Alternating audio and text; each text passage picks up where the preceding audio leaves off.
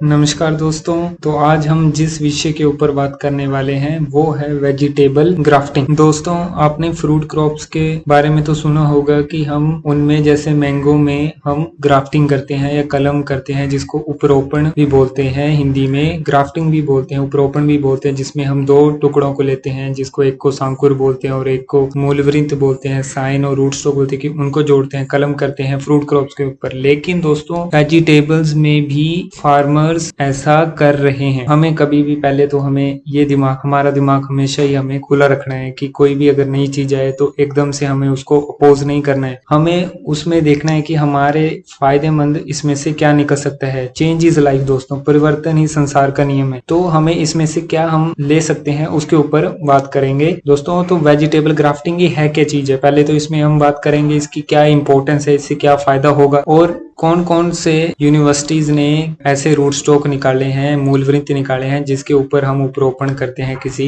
Vegetable का, कैसे करते हैं वो अगली हम नेक्स्ट वीडियो में जानेंगे। अब आज हम इंट्रोडक्शन इसकी बात कर लेते हैं कि इसका एक परिचय से हो जाए, आपको समझ आ जाएगी ये है क्या चीज है। दोस्तों, ग्राफ्टिंग में क्या है कि वेजिटेबल ग्राफ्टिंग में ये एक मेथड ऑफ प्रोपेगेशन है, प्रवर्तन का एक तरीका है सब्जियों में, जिसमें हम दो पीस को, लिविंग प्लांट के दो हिस्सों को ज्वाइन करते हैं और एक सिंगल प्लांट में उसको ग्रो करवाते हैं। जैसे कि एक होगा साइन, एक होगा रूट स्टॉक जो एक जमीन से लगा होगा जिसको बोलते हैं रूट स्टॉक या मूलवृंत, और एक दूसरा होगा जिसको हम दूसरे प्लांट से लाएंगे और उसके ऊपर लगाएंगे जिसको बोलते हैं साइन। ठीक है, इन दोनों को जोड़ के जो एक सिंगल प्लांट ग्रो करेगा उसी टेक्निक को हम ग्राफ्टिंग बोलते हैं या उपरोपण विधि बोलते हैं। अब इस सब्जियों में सबसे पहली बार ये अटेम्प्ट किया गया वाटरमेलन में, तरबूज में ग्राफ्टिंग की विधि। तरबूज कौन सी वैरायटी थी, वो सिट्रुलस लैनेटस वैरायटी थी, जिसको पंपकिन के रूट स्टॉक के ऊपर जापान में और कोरिया में 1920 में पहली बार अटेम्प्ट किया गया और ये दोस्तों सक्सेसफुल है। ऐसा नहीं कि ये 1920 की टेक्नोलॉजी है तो बहुत पुरानी है तो सक्सेसफुल, ये सक्सेसफुल है। और इसका सक्सेस रेट इतना है कि जापान में जो तरबूज पैदा होता है उसका 92% वो ग्राफ्टेड सीडलिंग्स के थ्रू होता है। ठीक है, तो सादी भाषा में अगर हम बात करें तो वेजिटेबल ग्राफ्टिंग में हम स्टेम का पोर्शन लेते हैं किसी वेजिटेबल प्लांट का सीडलिंग स्टेज पे, जब वो नर्सरी स्टेज पे होता है, और उसको हम अटैच करते हैं किसी रूट स्टॉक के ऊपर या मूलवृंत के ऊपर, और वो भी रूट स्टॉक सीडलिंग स्टेज का होता है किसी अन्य वेजिटेबल प्लांट का, जैसे कि वाइल्ड ब्रिंजल का कह लो या पंपकिन का ले लो, कद्दू का ले लो। जैसे टमाटर का आपने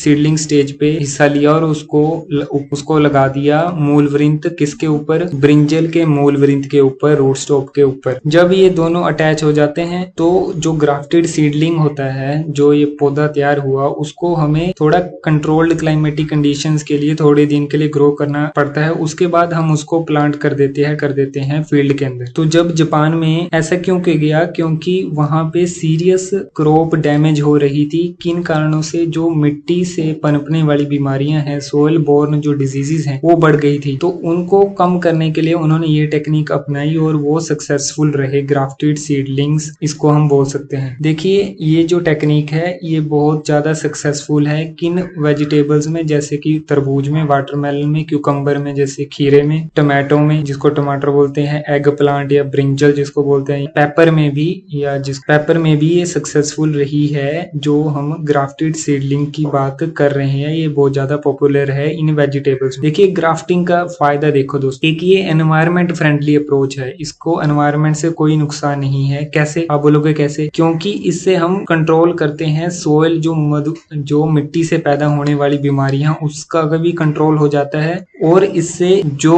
वैरायटीज जिनको पहले बीमारी लग जा रही थी, अब उनको बीमारी ना लगने के कारण उनकी ईल्ड में भी इजाफा हो गया। तो इस तरह से हम कह सकते हैं ये इको फ्रेंडली टेक्निक है, क्योंकि ये सस्टेनेबल वेजिटेबल प्रोडक्शन को बढ़ावा दे रही है बिना केमिकल्स का यूज किए। क्यों, क्योंकि जब आपकी पौधा जो आपका आपका ग्राफ्टेड पौधा है उसको जब कोई बीमारी नहीं लगेगी तो आप कोई भी स्प्रे नहीं करेंगे। अब बीमारी क्यों नहीं लगेगी? क्योंकि जो आप जिस मूल वृंत के ऊपर लगा रहे हैं, सायन को, सांकुर डाली को मूल वृंत के ऊपर लगा रहे हैं, यानी मान लो आपने टमाटर पैदा करने हैं और टमाटर का पोर्शन आप ब्रिंजल के ऊपर लगा रहे हो, तो ब्रिंजल है जो वो रूट स्टॉक है ब्रिंजल का, वो कुछ बीमारियों के लिए रेजिस्टेंट है। तो इस तरह से जब वो रेजिस्टेंट होगा तो पौधे को कोई बीमारी नहीं लगेगी और टमाटर अच्छी पैदावार देंगे। तो इससे हमारी जो केमिकल्स के ऊपर, एग्रो केमिकल्स जो हम स्प्रे करते हैं, उससे हमें डिपेंडेंस कम हो रही है और एक ऑर्गेनिक प्रोडक्शन की तरफ हमें ये बढ़ावा दे रहा है। दोस्तों, ग्राफ्टिंग से जो बायोटिक और एबायोटिक फैक्टर्स हैं, देखिए बायोटिक फैक्टर्स तो ये आगे जैसे कि जो बीमारियां जीव जंतुओं की वजह से हो रही हैं, जैसे बैक्टीरिया की वजह से हो रही है,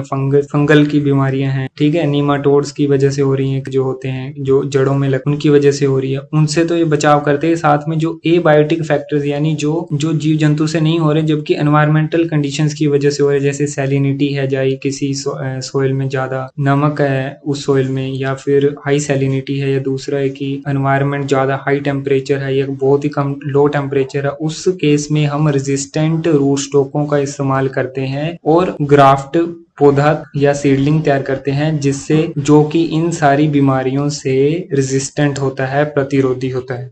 दोस्तों, जापान में 92%, कोरिया में 98% और चाइना में 20% जो वाटरमेलन प्रोडक्शन का शेयर है वो ग्राफ्टेड सीडलिंग्स के थ्रू आता है। देखिए, इंडिया की बात करें तो इंडिया में जो ग्राफ्टिंग का ये वर्क है जो पहली बार स्टार्ट हुआ वो हुआ IIHR बेंगलोर द्वारा, इंडियन इंस्टीट्यूट ऑफ हॉर्टिकल्चर जो रिसर्च है बेंगलोर के अंदर, उसमें डॉक्टर RM भट्ट ने और उनके एसोसिएट्स ने इसके ऊपर काम स्टार्ट किया। उनका वर्क था कि उन्होंने उस रोड स्टॉक्स, उन मूल वृंतों की आइडेंटिफिकेशन करी जो ज्यादा पानी वाली कंडीशंस को सह सकते हैं, ठीक है। उसी तरह NBPGR रीजनल स्टेशन है, एक national bureau of plant genetic resources regional station Thrissur Kerala में भी उन्होंने वर्क किया क्यूकरबिट के ऊपर, क्यूकरबिट ग्राफ्टिंग के ऊपर। क्यूकरबिट आपकी कद्दू वर्गीय जो भी फसलें हैं उनके ऊपर उन्होंने भी ऐसा काम किया है। उन्होंने क्या किया कि एक मोमोर्डिका कोचिन चाइनेंसिस करके एक पौधा है, ये साइंटिफिक नेम है क्यूकरबिट वैरायटी का, वो डायोशियस प्लांट है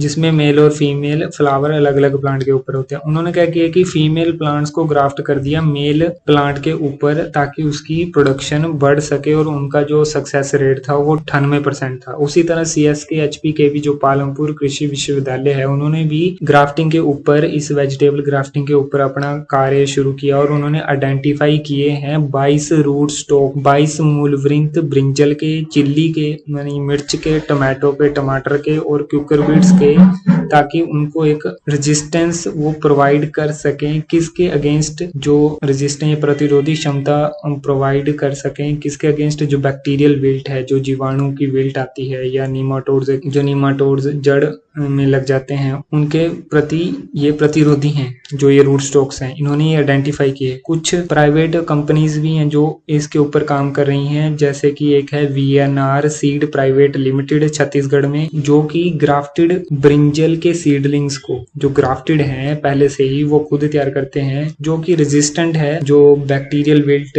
बीमारी आती है, और फार्मर्स को वो सप्लाई कर रहे हैं। अदर कंपनी है इसी तरह टाकी सीड इंडिया प्राइवेट लिमिटेड, वो भी ग्राफ्टिंग के ऊपर इस तरह से काम कर रही है। ग्राफ्टेड सीडलिंग्स फार्मर्स को बेचती है, पहले से तैयार किए गए, बस आपको लेके लेने हैं। तो दोस्तों, इसके एडवांटेजेस आपको बता दिए कि जो भी बायोटिक और एबायोटिक फैक्टर्स है, जो चाहे जीव जंतुओं की वजह से हो रही हो बीमारियां, बैक्टीरियल विल्ट है, फ्लोजेरियम विल्ट है, ठीक है, वाटर लॉगिंग कंडीशंस को सहन करने के लिए, या हाई टेम्परेचर लो टेम्परेचर को सहन करने की क्षमता, या ईल्ड को बढ़ रहा है, ईल्ड बढ़ रही है, तो इन सारी चीजों का फायदा ग्राफ्टिंग अगर हम वेजिटेबल में करते हैं तो हो रहा है। तो ये दोस्तों सिर्फ आपको एक इंट्रोडक्शन की तरह थी वीडियो कि ये ग्राफ्टिंग, वेजिटेबल ग्राफ्टिंग है क्या चीज है। थोड़ा सा समय ज्यादा लग गया क्योंकि ये नई चीज है। एकदम से अगर आपको बोल दूंगा कि वेजिटेबल ग्राफ्टिंग करते हैं तो आप एकदम से पीछे हटेंगे, तो इसलिए थोड़ा सा आपको इसके प्रति इंट्रोडक्ट करवाने के लिए, परिचय देने के लिए ये वीडियो बनाई है। दोस्तों, अगली वीडियो में हम जानेंगे कि इसके लिए कौन कौन से संसाधनों की जरूरत है, दूसरा और हमें इसे कैसे करेंगे। अगर एक ही वीडियो में सारी चीजें डाल देंगे तो फार्मर्स कंफ्यूज हो जाएंगे, ठीक है। तो दोस्तों, फिलहाल इस वीडियो में अगर आपका किसी भी तरह का सवाल है तो जरूर कमेंट कर दीजिए। बाकी फिलहाल इस वीडियो में इतना ही। नमस्कार।